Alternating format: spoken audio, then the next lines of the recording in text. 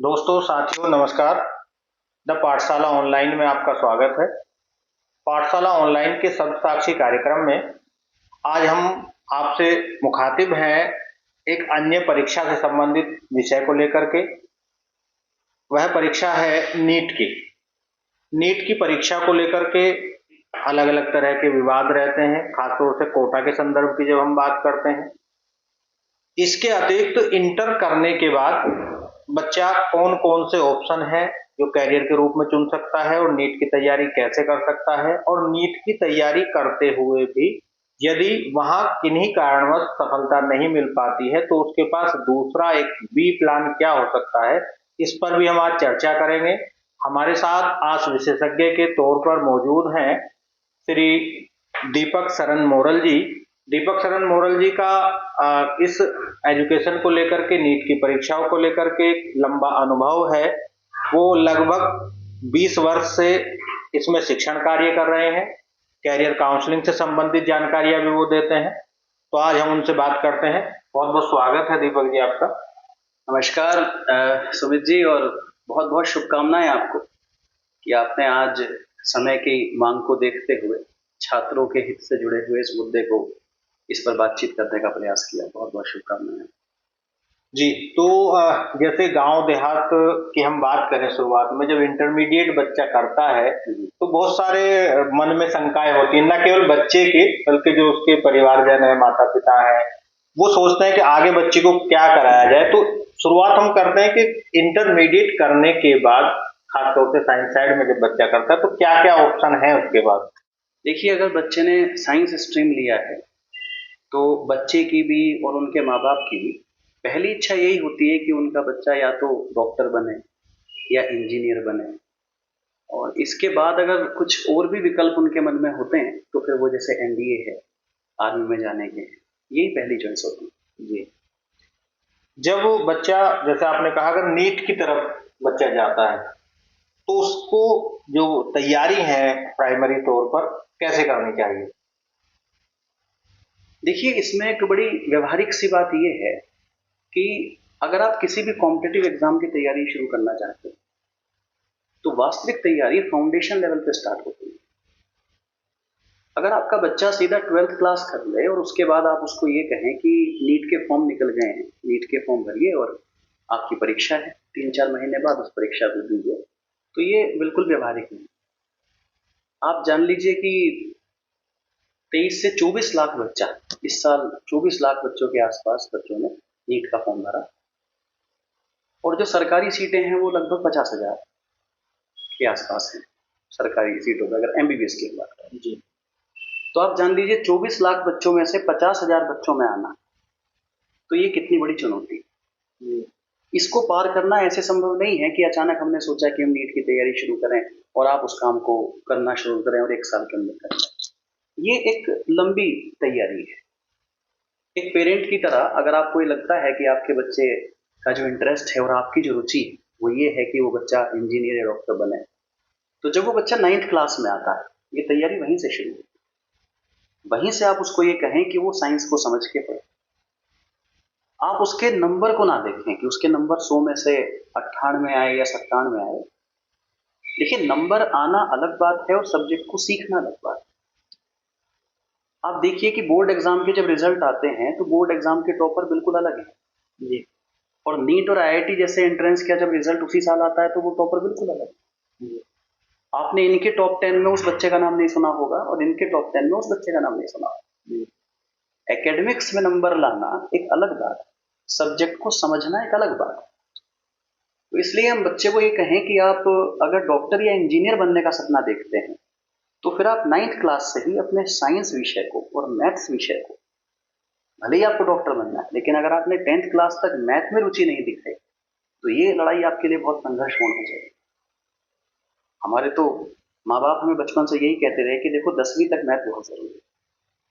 हमने उस बात को समझा भी, और मैं ये पाता भी हूँ एक अध्यापक की तरह कि जो बच्चे 10वीं क्लास तक मैथमेटिक्स को बहुत सीरियस लेते हैं, इन बच्चों का जो सोचने समझने का जो लेवल है, जो इनकी क्षमता है, वो काफी दूसरे बच्चों की अपेक्षा अच्छी रहती है जी। 9वीं 10वीं क्लास से ही अपने विषय को समझकर पढ़ें, ज़्यादा नंबरों की रेस में ना लगें। और 11वीं में आने के बाद जो आपकी पुस्तकें हैं, अपने सिलेबस का खाका तैयार करें। क्या सिलेबस आता है, क्या पूछा जाता है, उसके लिए गाइडेंस हर जगह अवेलेबल है, और उसको नियम से फिर पढ़ें और प्रैक्टिस करें।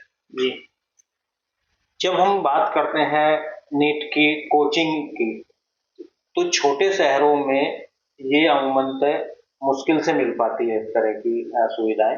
तो एक जो ये समस्या है कि उसको कोटा ही जाना है, उसको दिल्ली जाना है, तो ये एक दबाव नहीं है, छोटे शहरों में वो किस तरह से तैयारी कर सकता है? निश्चित रूप से चुनौती है, और ये बिल्कुल व्यवहारिक बात आपने कही। मैं इसका आंसर कोई आदर्श रूप से नहीं देना चाहता कि नहीं, आप किसी छोटे कस्बे में रहकर भी तैयारी कर सकते हैं। देखिए, अगर आपके कस्बे में वो अध्यापक मौजूद मौजूद नहीं है जो नीट या आईआईटी लेवल पर तैयारी कराते हैं, तो आपको बाहर जाना ही होगा। बच्चा इतना परिपक्व नहीं होता कि वो ऑनलाइन चैनल्स को देखकर ये समझ पाए कि क्या content up to the mark पढ़ाया जा रहा है। बच्चे को क्लास में इंप्रेस करना अलग बात है, और वो चीज पढ़ाना जो पेपर में आती है वो अलग बात है। क्लास में खड़े होकर आप उस बच्चे को A for apple B for boy पढ़ाएं, सबको समझ में आएगा और सब खुश भी होंगे कि बहुत अच्छा समझ में आया। लेकिन क्या वो पेपर में आता है? और इस बार अगर आप देखें तो खासतौर से जब हम नीट 2025 की बात करते हैं, आपने देखा होगा एग्जाम हुआ और अगले दिन कितना छाया रहा हो समाचार पत्रों में कि इतना मुश्किल पेपर तो कभी आया ही नहीं। 2016 का पेपर मुश्किल माना जाता था, पर इसने तो उसका भी रिकॉर्ड तोड़ दिया। जी, देखिए, पेपर तो आपके सिलेबस में से ही था।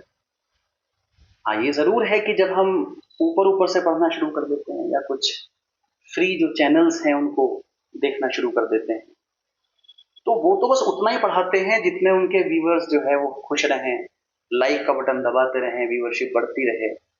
अकाउंटेबिलिटी नहीं है।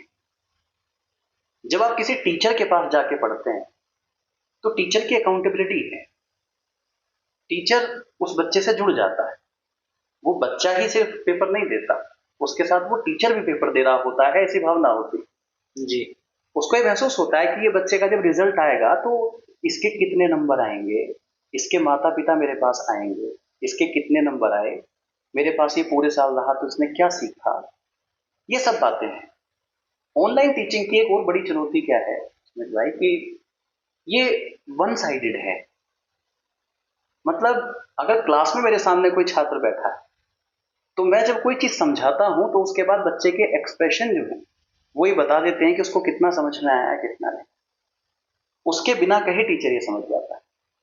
लेकिन अगर मैं ऑनलाइन माध्यम से पढ़ा रहा होता हूँ तो मुझे समझ ही नहीं आता कि वो वन वे कम्युनिकेशन है। जी। ये बड़ी चुनौतियां हैं, इसलिए छोटे कस्बे में चुनौती है। तो आपकी जो बात से ये लगा कि जो गांव देहात का बच्चा जो आर्थिक रूप से कमजोर है तो उसके लिए चुनौतियां हैं। निश्चित रूप से चुनौती। ये आदर्शवादी बात जैसे आपने कहा कि नहीं चलेगी, जो वास्तविकता है, जो धरातल पर हमें पहुंचना पड़ेगा उस संदर्भ में। और जो एक ऑनलाइन माध्यम को हम मान रहे थे कि सब चीजें अवेलेबल हैं, आपके घर तक पहुंच रही हैं, वो भी उतनी प्रैक्टिकल नहीं है। प्रैक्टिकल की बात तो अलग है, लेकिन आप समझिए कि रिस्क कितना बड़ा है।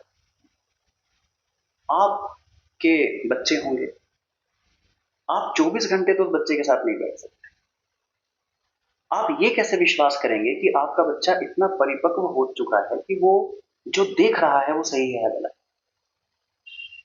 आपने उस बच्चे को मोबाइल फोन या लैपटॉप जो भी दे दिया, उस बच्चे का भी इतना विकास नहीं हुआ कि वो सही और गलत को समझता। जी, आप ये कैसे विचार करेंगे कि जिस चीज के लिए आपने उसको लैपटॉप या फोन दिया है वो वही देख रहा है, इसके अलावा वो कुछ और नहीं देख रहा? अब वो इंटरनेट के एक अलग तरह के जोखिम तो है ही है, उनको तो इनकार नहीं किया जा सकता। इतने सारे जोखिम हैं उस रास्ते पर। जी, जब हम नीट की तैयारी की बात करते हैं तो एक पूरे भारत में एक जो शहर है कोटा, वो हम सबका ध्यान खींचता है।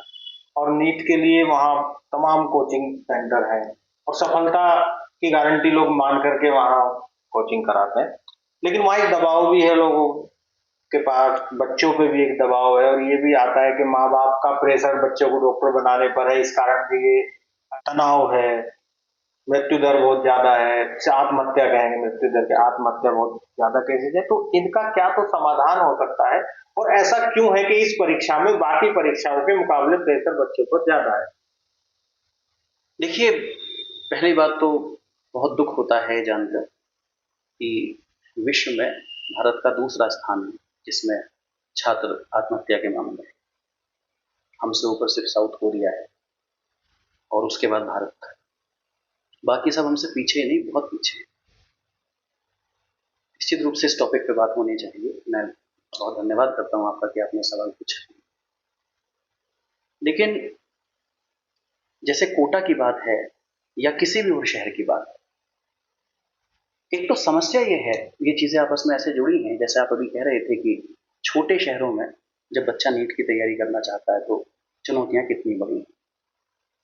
साधनों के अभाव में माँ बाप बच्चे के भले के ही सोचकर उसको कभी दिल्ली, कभी मुंबई, कभी चंडीगढ़, कभी कोटा भेजते हैं। लेकिन यहाँ समस्या ये है सुमित भाई कि वो जो बच्चा है वो भी इतना छोटा है, 10वीं क्लास तक, 11वीं क्लास तक वो अपने माँ बाप के पास ही रहा। हर छोटी से छोटी समस्या के लिए अपने माँ बाप की तरफ देखा, अपने बड़े भाई बहन की तरफ देखा। तो एक तो ये चुनौती कि आपको नेशनल कंपटीशन की तैयारी करनी, और दूसरी ये चुनौती कि माँ बाप से दूर रहकर करनी। इमोशनल कनेक्शन कहाँ है? वहां है ही नहीं। आपका अपना वहां कौन है? जिन कोचिंग्स में हम अपने बच्चों को बाहर भेज देते हैं वहां तो वो तो कॉरपोरेट की दुनिया है, वो बिजनेसमैन चला रहे हैं। देखिए, कोचिंग दो तरह से चल रही है। एक तो वो जो टीचर चला रहे हैं, लिमिटेड स्टूडेंट्स पढ़ा रहे हैं, अपने शहरों के स्टूडेंट्स को पढ़ा रहे हैं। एक वो कोचिंग है जिनका संचालन व्यापारियों द्वारा किया जा रहा है, जहां टीचर्स को एम्प्लॉय की तरह रखा गया है। उनके लिए बच्चा कोई स्टूडेंट नहीं है, कस्टमर है। तो ऐसे बच्चे वहां हॉस्टल में भरे पड़े हैं। आसपास जो भी बच्चा बात कर रहा है वो यही कर रहा है, तेरे टेस्ट में इतने नंबर आ गए, तेरे इतने आ गए, मेरे कम आ गए। मेरिट लिस्ट लग रही हैं, उसमें देख रहा है, परेशान हो रहा है। उसमें मिडिल क्लास का भी वो बच्चा है जिसको ये पता है कि उसके पिताजी ने कितना लोन लिया तब उसको वहां कोचिंग के लिए भेजा। जब उससे ये सप्ताह के अंत में पूछा जाएगा कि इस बार तेरे कितने नंबर आए और नंबर उसके आए कम, तो वो क्या कहेगा? इस तरीके के मानसिक दबाव निश्चित रूप से बच्चे पर रहते हैं। एक और जो आपने नीट से जुड़ा हुआ प्रश्न पूछा कि नीट में दबाव अधिक क्यों है। देखिए, बाकी कंपटीशन की तुलना में नीट के साथ एक मुख्य चुनौती ये है कि बच्चे के पास कोई प्लान भी नहीं है। जैसे हम इंजीनियरिंग कंपटीशन की बात करें तो बच्चे की पहली पसंद आईआईटी है, लेकिन अगर आईआईटी में उसका सिलेक्शन नहीं होता तो उसके पास फिर ट्रिपल आईआईटी, एनआईटी या और राजकीय जो इंजीनियरिंग कॉलेजेस हैं उनकी सुविधा उपलब्ध है। और अगर वहां भी उसका सिलेक्शन नहीं होता तो प्राइवेट इंजीनियरिंग कॉलेजेस में भी अगर आप बीटेक करने जाते हैं तो आप एक साल की लगभग 1 लाख रुपए फीस, 80,000 रुपए फीस या 1.25 लाख रुपए फीस, मतलब पूरी बीटेक आप 3.5 से 4 लाख रुपए में करके आ सकते हैं। ऐसे विकल्प मौजूद हैं जी। और बच्चे को लगता है कि चलो बीटेक ही करनी थी, आईआईटी ना सही, चलो प्राइवेट से ही कर रहा हूँ। उसका जो लक्ष्य है वो पूरा हो जाता है, उसका लक्ष्य पूरा हो जाता है, भले ही कॉलेज उसका बदल गया। जी। और भले ही ये है कि भाई आपके पैकेज वगैरह में आपको चुनौतियां होंगी, तो मन में एक ये रहता है कि चलो प्रयास करेंगे, मेहनत करेंगे, हो सकता है कि वो उस चीज लेवल मिल मिल सकती है। उसके लिए वो रास्ता हमेशा के लिए बंद नहीं होता। लेकिन नीट के साथ चुनौती ये है कि जो बच्चा ये सोच ले कि मुझे एक एमबीबीएस डॉक्टर बनना है और सरकारी सीट पर अगर उसका सिलेक्शन नहीं होता तो जो प्राइवेट का जो विकल्प है वो बहुत महंगा है। आज अगर प्राइवेट कॉलेज से कोई बच्चा एमबीबीएस करना चाहे तो 4.5 से 5 साल का जो पूरा खर्चा है वो मिला के लगभग 1 करोड़ होता है। तो आप ये बताइए कि मध्यम वर्ग या गरीबी रेखा से नीचे वाले जो परिवार है वो अपने बच्चे को कैसे एमबीबीएस करा सकते हैं? उस दृष्टि से देखें तो मध्यम वर्ग भी हाँ, शायद वहन करने की स्थिति में नहीं है, वर्तमान जो सिनेरियो है। तो बच्चे के पास प्लान भी नहीं है। वो सोचता है कि अगर एमबीबीएस नहीं करूंगा तो क्या करूंगा। अपेक्षाएं इतनी बढ़ जाती, आसपास के लोग, रिश्तेदार। जब बच्चा नीट की तैयारी करनी शुरू करता है वहां से उसको डॉक्टर साहब बोलना शुरू कर देते। ये बड़ी व्यवहारिक बात मैं आपको कह रहा हूँ जी। आसपास के लोग, इनको जानकारी हो जाती है बच्चा नीट की तैयारी कर रहा है, वो ये कहने लगते हैं अच्छे डॉक्टर बनना, जब तुम डॉक्टर बनोगे तो भाई हमसे फीस मत दिया करना। इस तरह से हंसी मजाक भी बच्चे से करते हैं। सामाजिक प्रेशर क्रिएट होने लगता है। उस सामाजिक दबाव में बच्चा भी कहीं ना कहीं ये मान लेता है कि भाई मुझे एक डॉक्टर बनना है, एमबीबीएस डॉक्टर बनना। और जब मेहनत करने के बाद भी जब उसका सिलेक्शन नहीं होता और उसको ये समझ में आता है कि दूसरा विकल्प तो है ही नहीं, 1 करोड़ तो घर वालों पे है नहीं, तो ये दबाव कई बार वो बच्चा नहीं झेल पाता। तो इसके लिए कोई बी प्लान तो होना चाहिए या होगा भी। तो आप जो कोचिंग संस्थान शिक्षक चलाते हैं, या वो मुद्दा आपने कहा उस पर भी आएंगे हम, के जो कॉर्पोरेट जगत वाले लोग जो उद्योगपति जो चला रहे हैं उसकी अपने एक जोखिम है, जो टीचर्स चला रहे हैं उसका एक अपना लगाव हो सकता है। लेकिन फिलहाल हम बात करते हैं कि जो बी प्लान हो सकता है वो जो कोचिंग संस्थान है उनके माध्यम से, और इवन जो सरकारें हैं उनके माध्यम से भी मैसेज कन्वे होना चाहिए कि अगर आप यहाँ सफलता नहीं मिलते तो ये आपका एक बी प्लान है। वो बी प्लान क्या हो सकता है? देखिए, अवेयरनेस की कमी है। ऐसा सिर्फ हमारे दिमाग में है कि कोई प्लान भी नहीं है, बच्चों को ऐसा लगता है। लेकिन अगर आपका एमबीबीएस में सिलेक्शन नहीं हो रहा तो आप बीएमएस कर सकते हैं, आप बीएचएमएस कर सकते हैं। आज भी अगर हम देखें तो हमारे आसपास जो डॉक्टर्स आपको दिखेंगे शहरों में, उनकी फीस क्या है, 500 रुपए, 1000 रुपए। कितने लोग एक डॉक्टर की ये फीस बियर कर सकते हैं? मजबूरी में वो लोग क्या करते हैं, मेडिकल स्टोर पे जाके कह देते हैं कि भाई मुझे ये बीमारी है, जरा कोई दवाई दे, क्योंकि शायद वो डॉक्टर की फीस नहीं दे सकते। जी। आज भी अगर बच्चा बीएमएस और बीएचएमएस करके अपनी प्रैक्टिस करना स्टार्ट करे तो उसके पास मरीजों की कमी नहीं होगी, सामाजिक सम्मान भी उसको मिलेगा। सरकारी जितनी भी नौकरियां निकलती हैं उनमें जो तनख्वाह एक एमबीबीएस डॉक्टर को मिलती है वही बीएमएस को मिलती है। वेटनरी में आप कीजिए, जो जानवरों के जो चिकित्सक होते हैं इनको बहुत अच्छी तनख्वाहें सरकार में मिलती है। आर्मी लड़कियों के लिए एक एग्जाम कराती है एमएनएस नाम से, मिलिट्री नर्सिंग सर्विसेज के नाम से। जो बच्चियां उस एग्जाम को पास करती हैं वो लेफ्टिनेंट बनती है, उसके बाद कैप्टन बनती है। जो बच्चियां एएफएमसी के माध्यम से गई हैं वो डॉक्टर बनती हैं। रोल सबका अलग अलग है, वो डॉक्टर हैं, वो नर्स हैं, लेकिन पोस्ट सबकी एक है, सुविधाएं लेफ्टिनेंट की ही है। अवेयरनेस की कमी है, जागरूकता की कमी है। और इसके साथ साथ एक बात और है कि यदि जीवन में हमने कभी भी किसी राष्ट्रीय स्तर की परीक्षा की तैयारी की है तो आप फेल कभी नहीं होते हैं। हो सकता है कि आपका वो एग्जाम नहीं निकला, हो सकता है आप एग्जाम एमबीबीएस के लिए निकालना चाह रहे थे, आपका नहीं निकला, लेकिन तब भी इस जर्नी में आप इतना सीख जाते हैं कि आप एक फेलियर नहीं साबित होंगे जीवन में। अगर आपने इसके बाद एक सिंपल ग्रेजुएशन के बाद, पोस्ट ग्रेजुएशन करने के बाद नेट जैसी परीक्षा भी दी, तो ऐसे बच्चे जिन्होंने कभी भी मेडिकल एंट्रेंस की तैयारी की होती है पहले पहले अटेम्प्ट में नेट निकाल देते हैं। ये उन बच्चों से कहीं आगे होते हैं जिन बच्चों ने सिंपल रास्ता बीएससी और एमएससी वाला लिया था। ये बच्चे परीक्षा की तैयारी किए हुए हैं, अनुभवी बच्चे। तो अवेयरनेस की कमी है, बातचीत की कमी है। तो मुझे लगता है कि जैसा आपने कहा कि ये वो बहुत अच्छा ऑप्शन है, तो इस अवेयरनेस को मैं व्यक्तिगत राय अगर से कहूँ तो प्राथमिक तौर पे कोचिंग के माध्यम से भी बताना चाहिए बच्चों को शुरुआत में जी। और सरकार के अलग अलग जो भी माध्यम है उससे भी वो प्रचार प्रसार होना चाहिए कि ये जिससे ये आत्महत्याएं, ये डिप्रेशन रोकी जा सके। एक चीज आपने अभी थोड़ी देर पहले एक जिक्र किया कि जो खुद शिक्षक कोचिंग चला रहे हैं उसका एक रूप है, उसका लगाव हो सकता है, विद्यार्थी के तौर पर देखते हैं। लेकिन जब कोई उद्योगपति उसको चला रहा होता है तो वो एक बिजनेस होता है जी, वो फिर उस तरह का इंस्टीट्यूशन नहीं है, प्योरली बिजनेस इंस्टीट्यूशन है। तो इन दोनों में कैसे आप देखते हैं, अंतर जो देखते हैं उस और दोनों के जो अगर तुलना करें तो किस तरह से उससे निजात पाई जा सकती है, वो केवल उसको एक बिजनेस के तौर पर ना देखा जाए? देखिए, मेरा सुझाव तो यही है कि जब कोई बच्चा एग्जाम की तैयारी के लिए जाए तो अपने प्रेफरेंस में वो सबसे पहले तो अपने शहर की कोचिंग पर ही रखे। इस बात को बहुत अधिक समझने की जरूरत है कि ऐसे बच्चे भी सेलेक्ट होते हैं जो कोचिंग नहीं करते। टीचर की मुख्य भूमिका है बच्चे को सिलेबस बताने की। वो सिलेबस का एक खाका तैयार करे कि ये सिलेबस एग्जाम में पूछा जाता है या ये नहीं पूछा जाता। वो कौन कौन सी पुस्तकें हैं जिनको अगर आप पढ़ते हैं तो आप बहुत हद तक वही सिलेबस पढ़ रहे हैं जो पेपर में आएगा।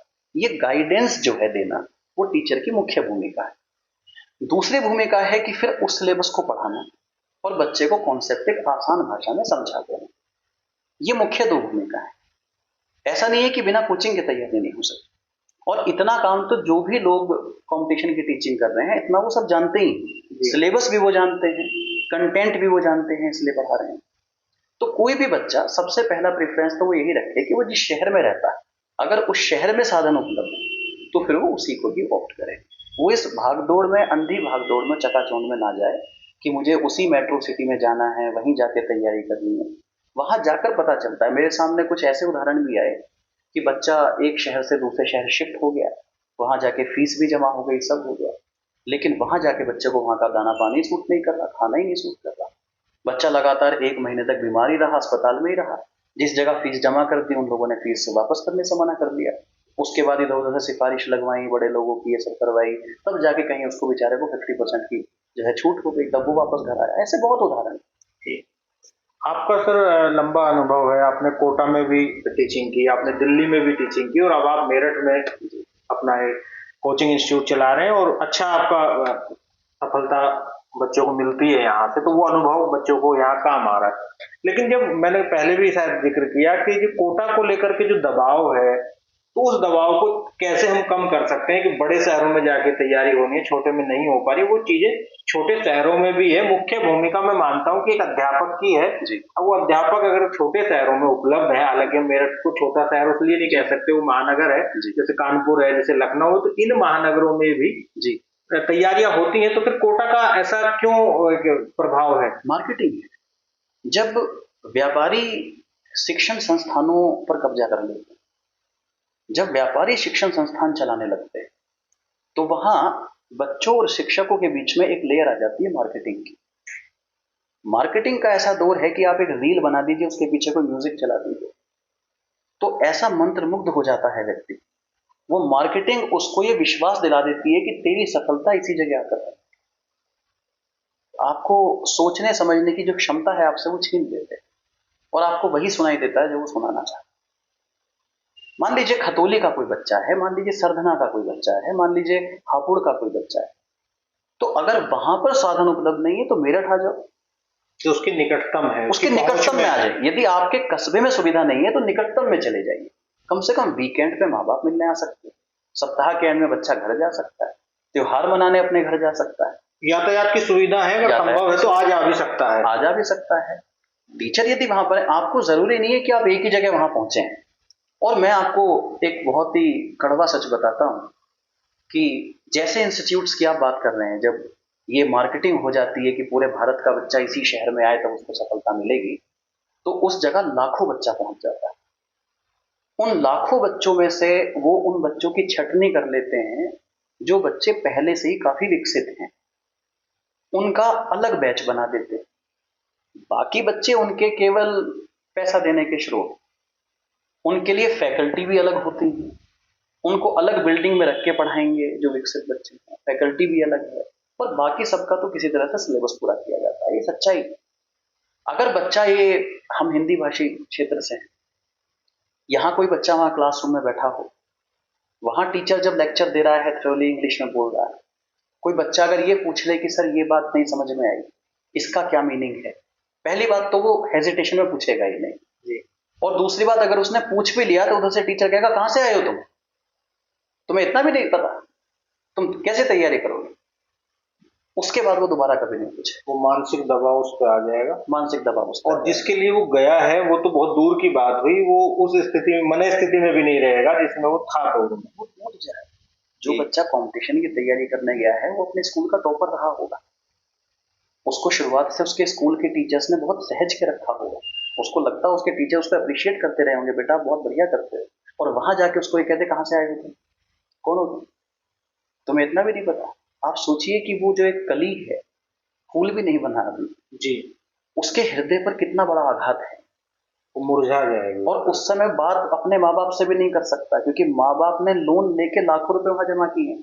वो क्या कहे कि मुझे यहाँ से ले जाओ। यानी कि दबाव का केवल एक कारण नहीं है, बहुत सारे अलग अलग फैक्टर है, अलग अलग कारण है। मैं उसी जो अभी आपने जिक्र किया उसी पर्सन पर रहता हूँ। अभी आपने कहा कि हिंदी भाषी हम राज्य की अगर हम बात करें, या ऐसे राज्यों की हम बात करें जहां अंग्रेजी उतने से चलन में नहीं है जी, यहाँ दो तरह की चीजें, एक तो जैसे हम उत्तर प्रदेश के निवासी, तो यूपी बोर्ड का जो बच्चा है पढ़ा हुआ, उसका अंग्रेजी उस लिहाज से परफेक्ट नहीं होता भाषा के तौर पर, और जो सीबीएसई माध्यम से पढ़ा हुआ है या आईसीएसई बोर्ड से पढ़ा, उसकी अंग्रेजी बहुत अच्छी होती है जी। तो यहाँ भी अंतर देखने को मिलता है, ये भी एक कमजोरी है। अगर नीट की तैयारी यूपी बोर्ड का बच्चा करना चाहे तो निश्चित रूप से उसके ऊपर प्रेशर थोड़ा ज्यादा होगा। प्रेशर रहता है शुरुआती दौर में, तो जब वो क्लासेस में जाता है, तो जो इंग्लिश में सारे सिलेबस को देखता है, किताबों को देखता है, तो वो उससे काफी घबरा जाता है। वैसे तो अभी आजकल एक बहुत अच्छी बात यह है कि सरकारें ध्यान दे रही हैं और जो सरकारी विद्यालय हैं भी उत्तर प्रदेश के, उनमें यूपी बोर्ड में भी इंग्लिश की किताबें चलाई जा रही हैं। ये एक अच्छा बदलाव देखने को मिला है। जी।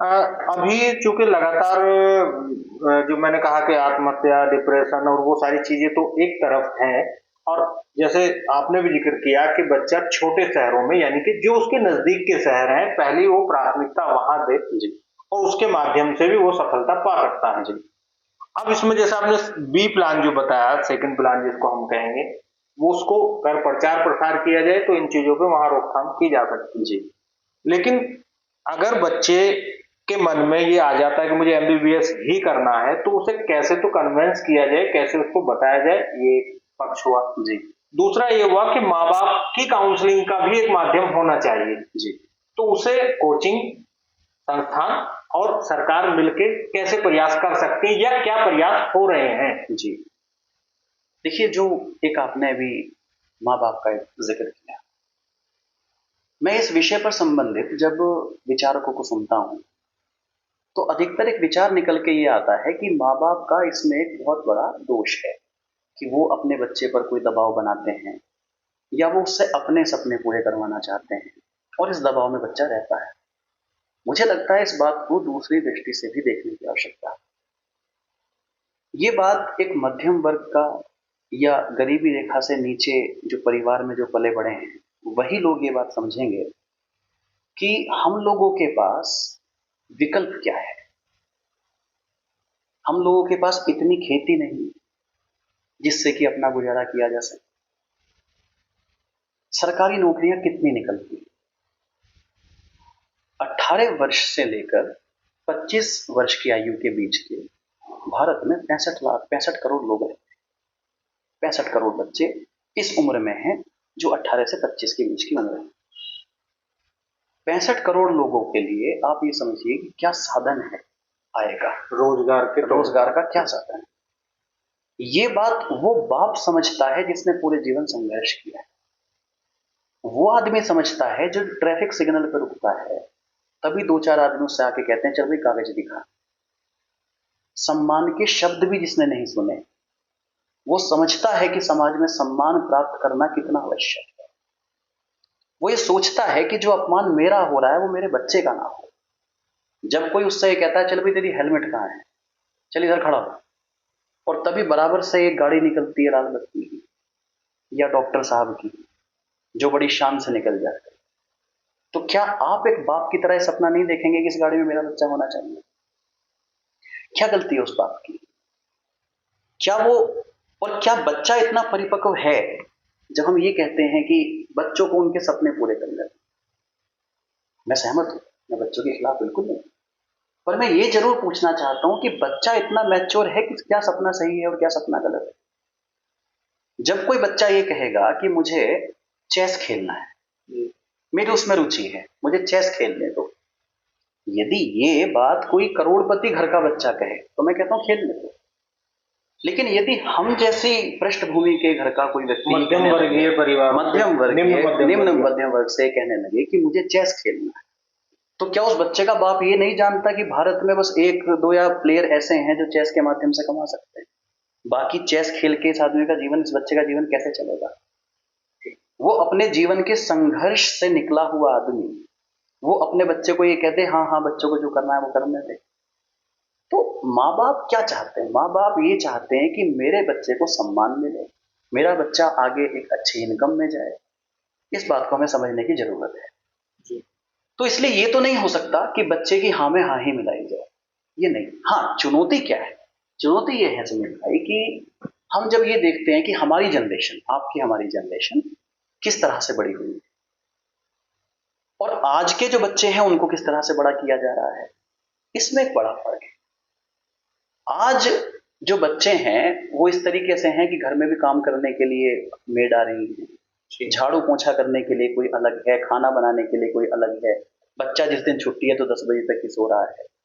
इस कंफर्ट में पला बड़ा बच्चा अचानक घर से बाहर भेज दिया जाए तो आप समझिए कि, और ऊपर से कहा जाए नेशनल कंपटीशन निकालना है, अभी तक तो आपने उसको गोद में फूलों की तरह रखा और अचानक आप इतने टाइट हो जाएं, ये एक बड़ा फर्क है।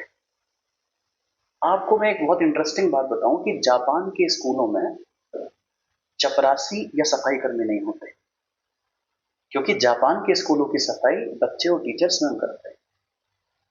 चाहे क्लासरूम में झाड़ू लगाने की बात हो, चाहे टॉयलेट साफ करने की बात हो, जापान के स्कूलों में खुद करते हैं, क्योंकि इन छोटे छोटे कामों से हमारा चरित्र निर्माण होता है। तो ये जरूर है कि पेरेंट्स की काउंसलिंग इस रूप से जरूर होनी चाहिए कि आप शुरुआत से ही अपने बच्चे को इस दुनिया के लिए कैसे तैयार करें। हाँ जी, अचानक से जो प्रेशर है अचानक से उससे जो ना डाला जाए। आपकी जो आत्मा जागती है, वो अगर शुरुआत से ही आप इस बात पर ध्यान दें कि शुरुआत से ही आप बच्चे को, जैसे हम लोगों का जो पालन पोषण हुआ है, तो सुबह 5 या 6 बजे के बाद आप सो नहीं सकते, अगर आप सोएंगे तो पिताजी डांट देंगे। इस तरीके से हम पले बड़े हैं। अगर छुट्टी है तब भी आप ज्यादा से ज्यादा 7 बजे तक सो सकते हैं, उसके बाद अगर आप सो रहे हैं तो चारपाई पलट दी जाएगी या पानी आपके ऊपर डाल दिया जाएगा।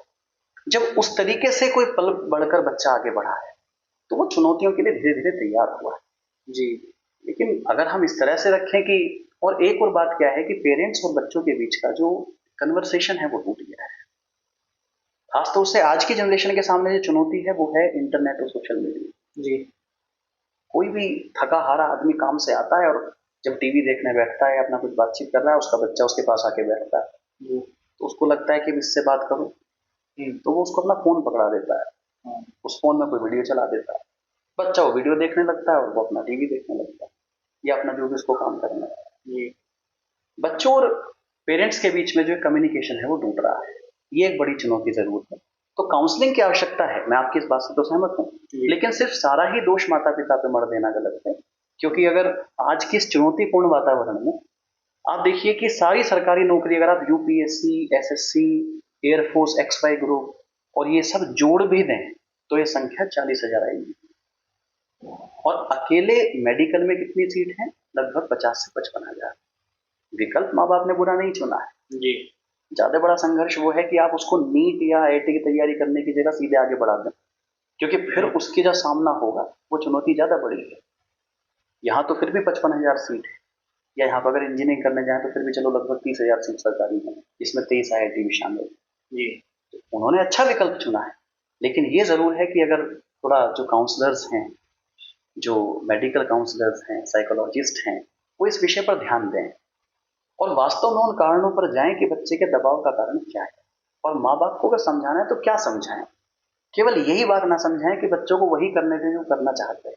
मुझे लगता है कि माँ बाप को ये समझाया जाए कि बच्चों को चुनौतियों के लिए तैयार कैसे करें। शुरुआत से ही उस ट्रेनिंग में उनको ढाला जाए, उस वातावरण में उनको ढाला जाए। जैसा आपने कहा कि मेरा कहने का अभिप्राय ये नहीं केवल माता पिता की काउंसलिंग हो, बच्चों की भी काउंसलिंग हो, और ये एक सुझाव हो सकता है कोचिंगों के माध्यम से, अलग अलग जो संस्थाएं हैं उनके माध्यम से कोई इस तरह की सेमिनार की जाए, जहाँ बच्चों को, जो कोचिंग वाले बच्चे खास तौर से हैं, उनको एक दिन रखा जाए महीने में या 2 महीने में जो हो सकता है, और ये ट्रेनिंग का हिस्सा, या ये हो सकता है कि शुरुआत दौर से जब से बच्चे ने कोचिंग करनी शुरू की तो उससे पहले ट्रेनिंग का हिस्सा हो जाए कि आपके पास ये ऑप्शन है, ये उसका प्रारूप है, और माता पिता की भी काउंसलिंग उस संदर्भ में हो जाए तो शायद चीजें ज्यादा अच्छे से आगे बढ़ सकती हैं। तो जैसा आपने अभी जिक्र किया कि वो एक माँ बाप ने तो अच्छा ऑप्शन करके चुना है और उसकी संभावनाएं भी ज्यादा है, बशर्ते कि शुरुआत से ही उसकी ट्रेनिंग की जाए।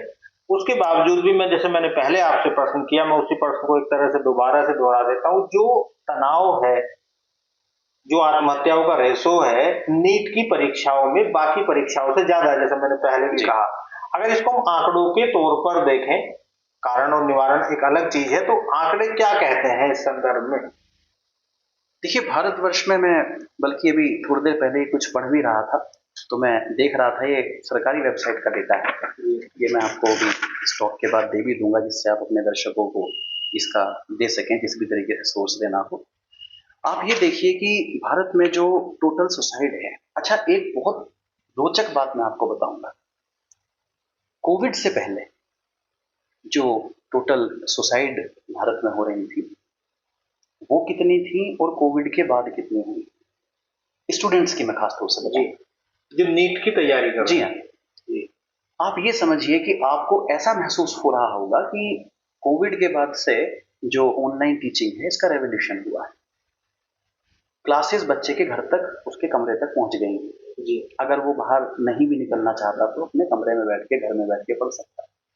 हर तरीके के लेक्चर, हर टॉपिक आजकल यूट्यूब पर उपलब्ध है, इंटरनेट पे सब चीजें उपलब्ध इंटरनेट हैं। पे उपलब्ध है ऑनलाइन टीचिंग से। तो आपको लगता होगा कि शायद ये जो दर है, जो दबाव है, कम हुआ होगा, जो सुसाइड है वो कम हुए होंगे। जी। मैं आपको एक डेटा कोट करता हूँ, ये सरकारी वेबसाइट का डेटा है। 2017 में जो 12th के बाद जो बच्चे कंपटीशन की तैयारी करते हैं, मेडिकल और इंजीनियरिंग परीक्षा की तैयारी करते हैं, 2017 में 10,159 बच्चों ने सुसाइड किया था।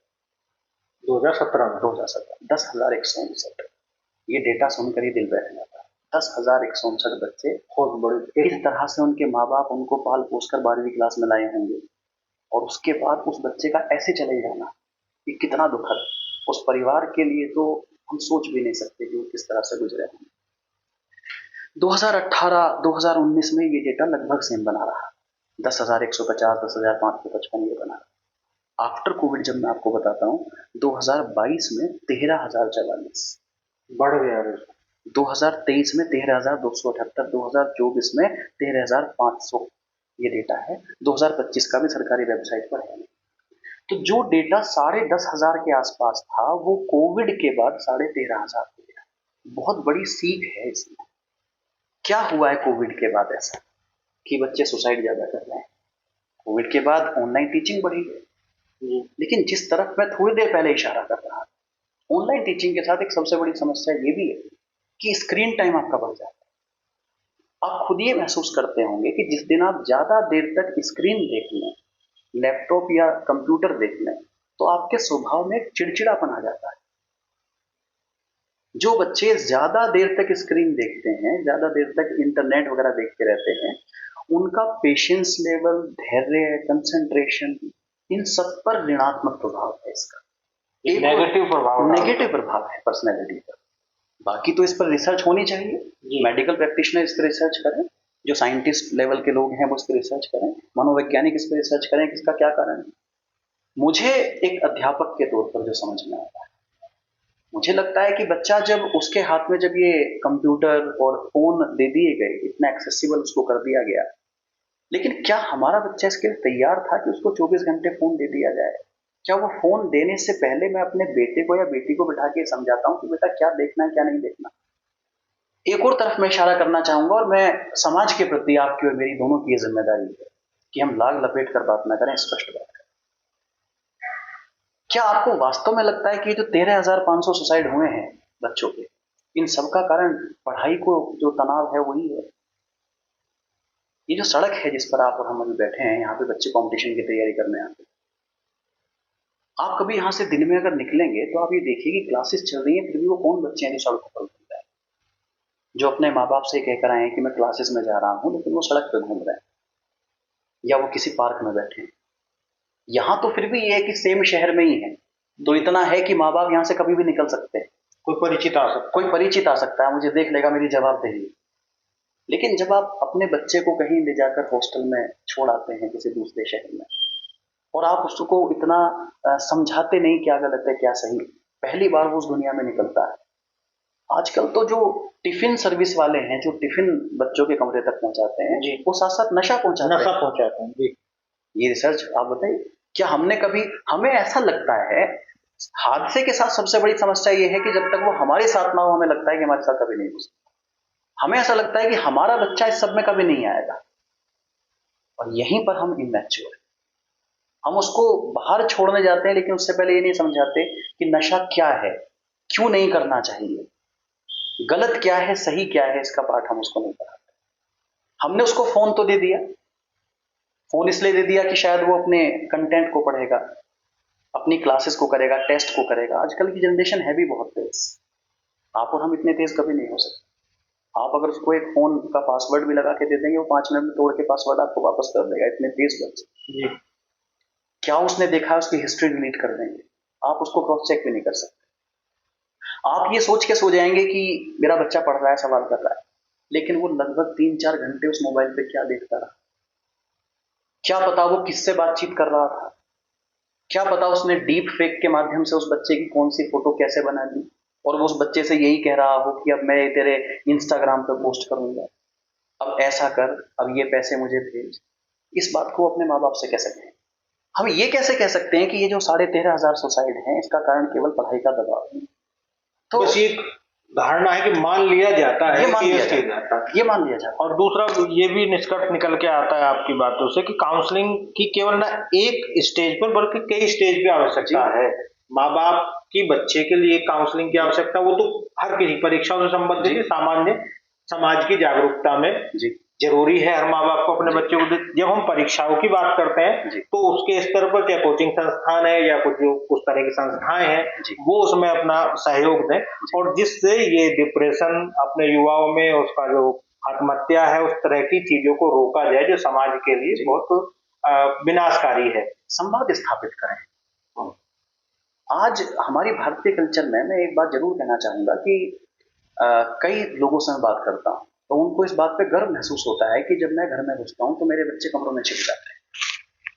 मुझे लगता है इससे बड़ी दुख की बात और कोई नहीं हो सकती। सहमत हूँ मैं आपकी इस बात से। अपने बच्चों से संवाद स्थापित करना चाहिए, संवाद होना चाहिए। यदि हमारे बच्चों के साथ कहीं कुछ गलत हुआ या उसने गलत कर भी दिया और वो उस बात को अपने माँ बाप या बड़े भाई या बड़े बहन से अगर शेयर नहीं कर रहा तो इससे बड़ा फेलियर उस परिवार का और कुछ नहीं हो सकता।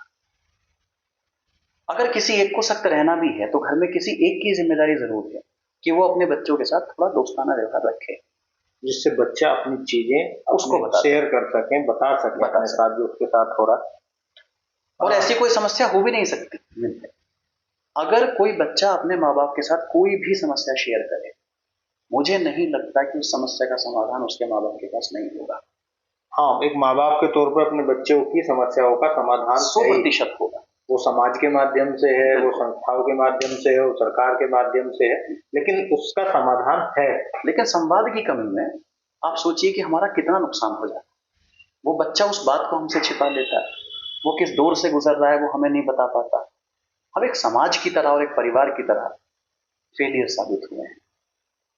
मैं ये रिपोर्ट जब पढ़ रहा था 13,500 बच्चों ने 2024 में सुसाइड किया और अभी तो 2025 का आंकड़ा आया नहीं, दिल दहल जाता है देखकर। समाज का इससे बड़ा फेलियर है क्या? जी।